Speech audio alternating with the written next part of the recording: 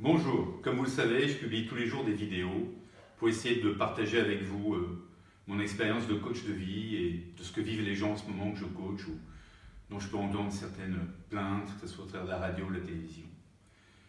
Donc il y a une chose en ce moment qui se passe, c'est que les gens sont tendus, bien évidemment, parce qu'il y a une tension, bien évidemment, il y a la peur, mais les gens sont surtendus.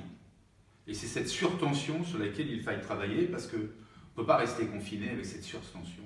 Il faut essayer de comprendre les raisons. Donc dans certaines vidéos, je vous ai expliqué comment, par exemple la guerre, le confinement pouvait réveiller certaines choses. Et en ce moment, il y a certainement des personnes qui sont en surtension parce qu'elles sont parties du principe, et ce depuis l'enfance, qu'elles pouvaient contrôler les événements. Ce qu'on appelle les contrôlants. Et en fait, on ne peut rien contrôler. Bien évidemment, on le voit bien.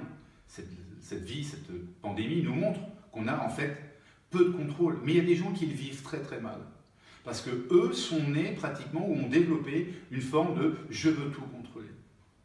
Donc le seul moyen, c'est d'en prendre conscience. C'est d'écouter si autour de vous on vous dit « mais toi, profites-en, lâche prise, arrête de vouloir contrôler ». Tu vois bien que, en fait, le contrôle, ça ne fonctionne pas. On ne peut rien contrôler en fait. C'est ce que malheureusement cette pandémie est en train de nous montrer. Si tant est qu'il fallait un exemple aussi dramatique pour nous montrer qu'il faille lâcher prise. Et donc, vertu des contraintes oblige.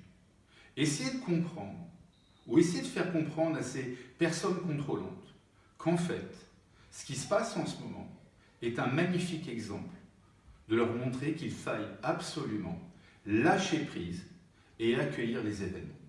Bon courage et à demain.